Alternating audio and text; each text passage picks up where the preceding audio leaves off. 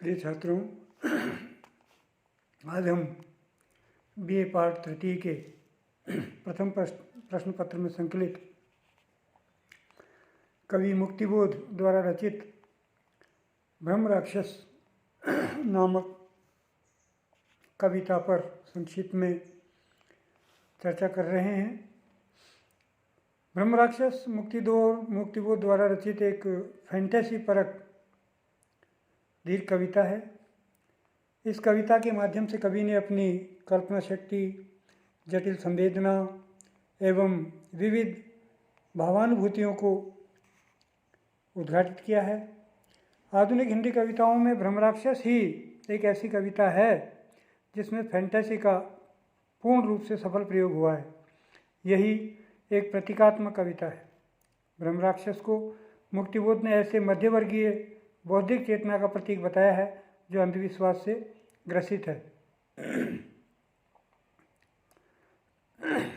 कविता में भी ब्रह्म राक्षस को अपराध बोध से ग्रस्त बताया है। सूनी बावड़ी, सामूहिक मन या इतिहास मन की प्रतीक के रूप में प्रस्तुत हुई है। सूनी बावड़ी में कवि ने सघन अंधकार निरूपित किया है जो मध्यवर्गीय मानव मन की निराशा, हताशा और अंधविश्वास रूपी अंधकार की गहराइयों का प्रतीक है।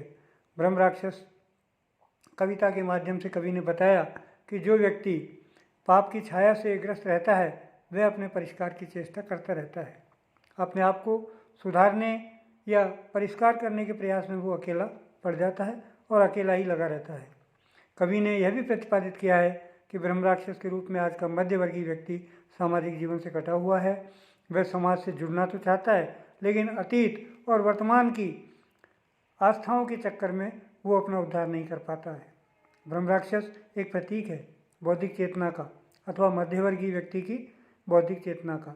इसी चेतना के कारण व्यक्ति मुक्ति के लिए छटपटाता रहता है। वह मुक्ति पाने के लिए जीवन भर ज्ञानार्जन करता रहता है और यह ज्ञानार्जन की प्रक्रिया इतनी जटिल है कि मनुष्य की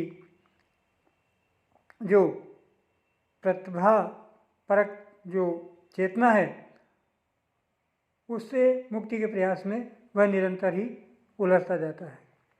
सांकेतिक अर्थ यह हुआ कि वह प्राप्त ज्ञान को व्यावहारिक नहीं बना पाता है, जिससे वह किसी निर्णय तक नहीं पहुंचता है और भटकता रहता है, फ्रस्ट्रेशन का शिकार हो जाता है। नतीजा यह निकलता है कि सत्य की कटुता, शोषण का यथार्थ उसे बेचैन किए जाता है और वर्ग संघर्ष करने के प्रयास में वह शोषण का यथार्थ है उससे जूझता रहता है। वर्ग निबद्ध संस्कारों के कारण ही व्यक्ति शोषक और शोषित के बीच अपनी पक्षधरता को स्पष्ट नहीं कर पाता है। संपूर्ण कविता का संकेत यही है कि कवि अतीत की बौद्धिक चेतना को वर्तमान को सौंपना चाहता है, क्योंकि इसी समर्पण में उस उपलब्ध ज्ञान की सार्थकता है। इस तरह एक बौद्धिक चेतना के रूप में लेखक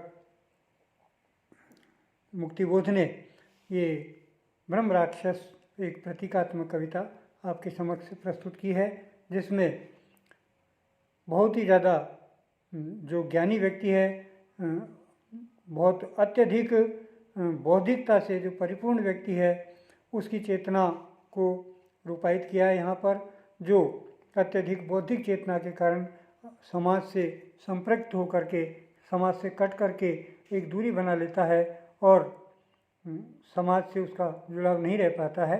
तो ऐसे व्यक्ति की चेतना को इस कविता के माध्यम से लेखक ने प्रस्तुत किया है। धन्यवाद।